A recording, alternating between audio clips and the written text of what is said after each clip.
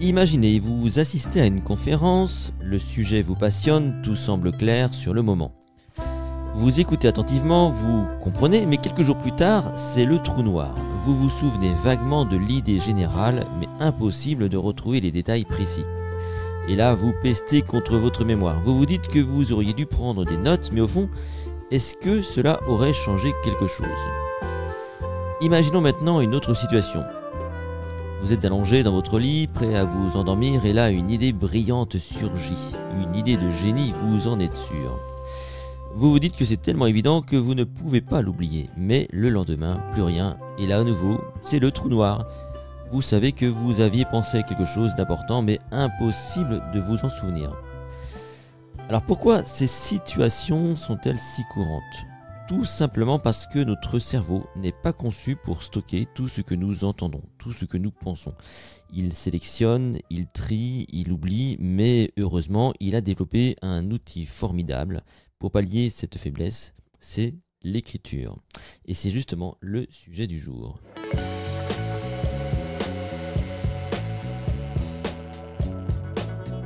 Bonjour, mon nom est Vincent Delourmel, je suis ce qu'on appelle un mnémoniste, c'est-à-dire un spécialiste de la mémoire. Et sur ce podcast, je partage avec vous mes astuces, mes stratégies pour optimiser et entretenir votre mémoire, votre attention, votre concentration et même affiner votre esprit critique. Retrouvez-moi sur mon site les-secrets.com et rejoignez la communauté de celles et ceux qui prennent soin de leur cerveau tout entier. Donnez un crayon à un tout jeune enfant et c'est tout naturellement qu'il s'en servira pour poser ses idées sur le papier à sa façon. Et plus tard, il découvrira l'écriture qui fera partie intégrante de sa vie et qui ne la quittera plus. Écrire, c'est fixer une pensée, capturer une idée avant qu'elle ne s'évapore, c'est transformer l'éphémère en permanent. Mais c'est aussi bien plus que ça.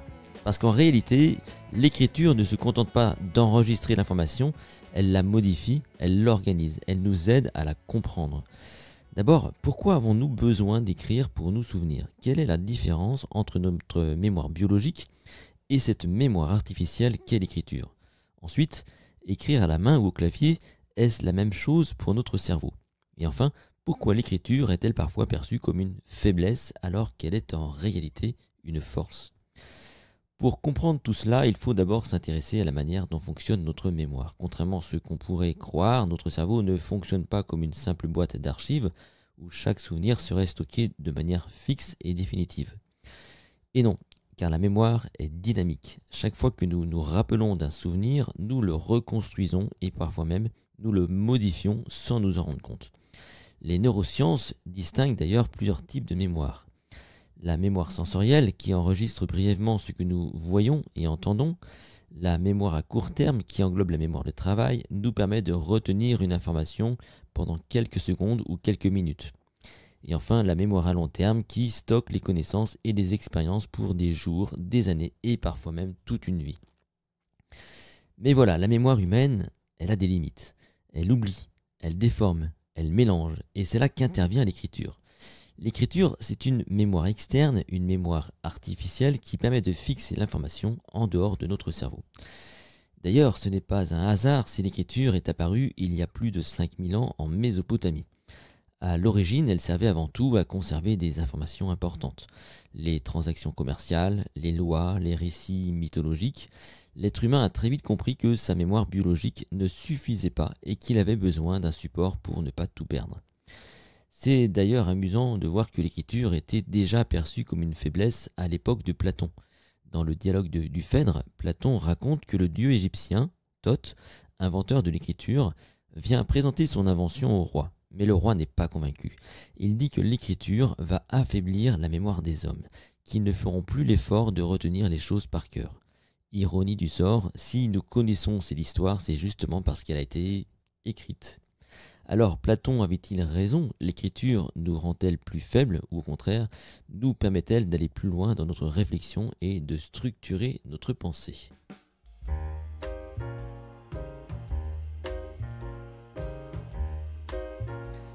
Et pour répondre à cette question, regardons ce qui se passe quand nous écrivons. Quand nous prenons des notes, nous ne faisons pas que copier une information. Nous la reformulons, nous la sélectionnons, nous la synthétisons. Et cette transformation joue un rôle clé dans la mémorisation. Prenons un exemple concret. Imaginez un étudiant qui assiste à un cours. Il a deux options. Soit il tape ses notes sur un ordinateur, soit il les écrit à la main.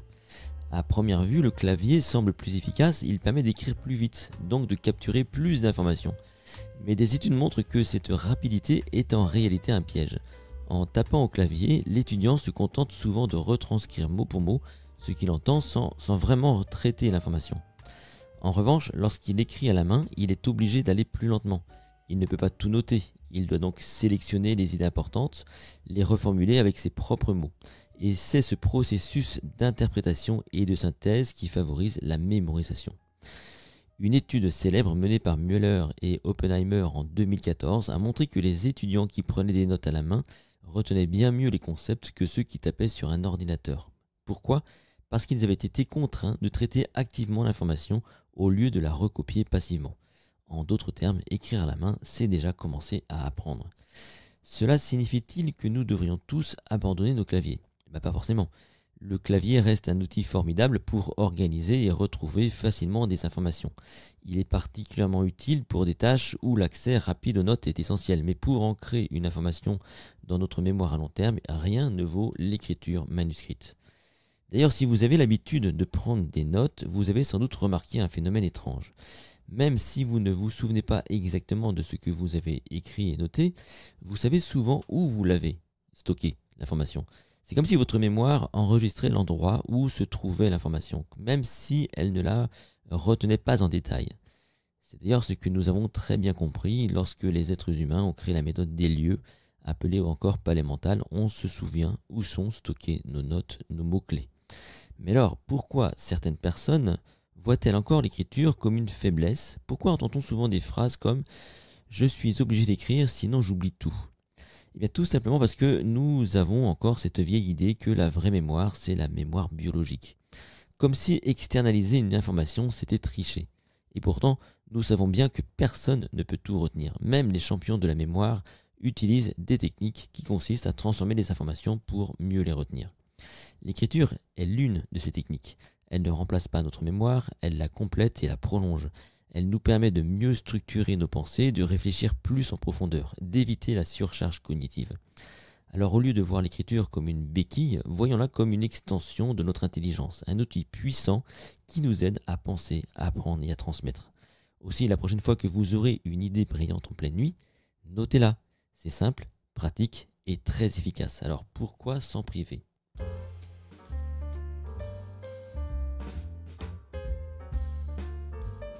Alors que retenir de tout ça ?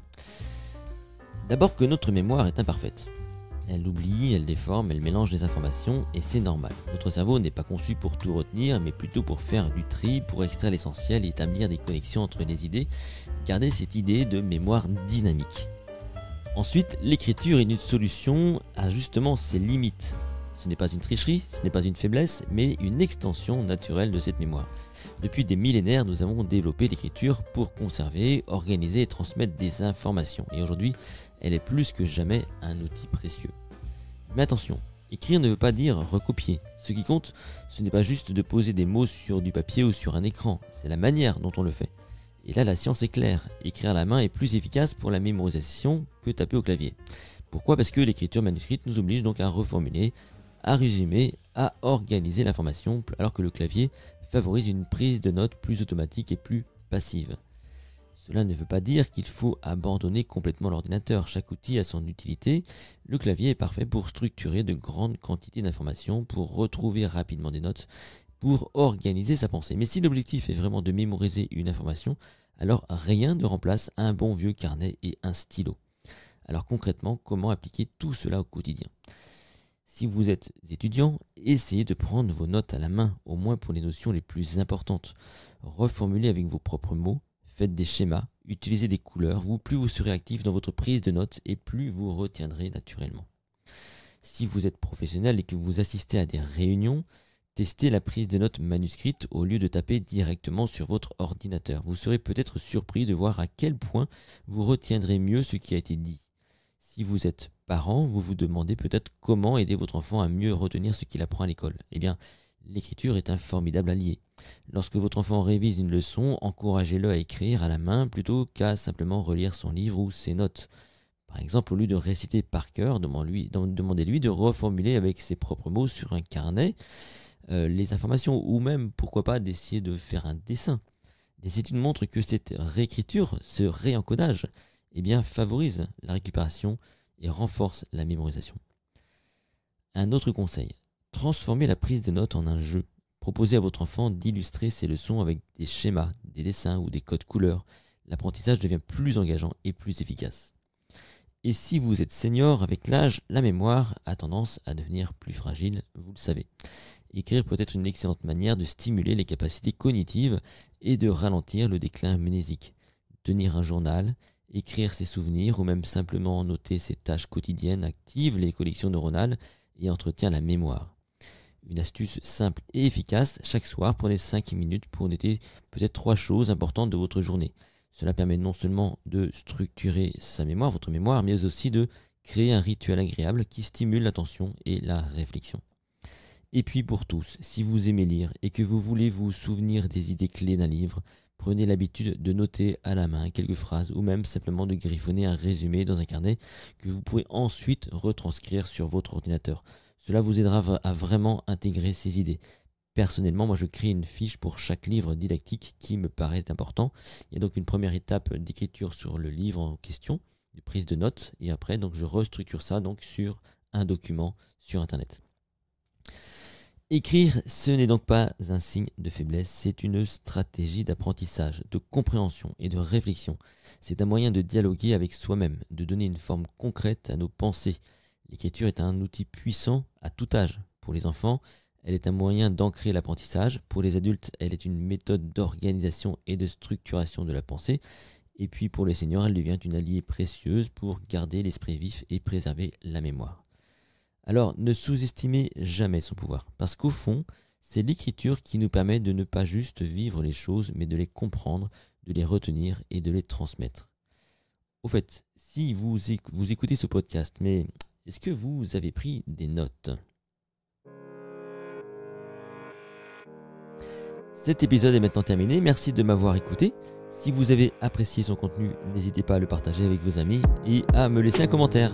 A bientôt pour un nouvel épisode. Je vous rappelle que vous retrouvez l'intégralité des podcasts sur mon site les-secret.com. Inscrivez-vous pour rester informé et pourquoi pas rejoignez le MemoCamp. A très vite.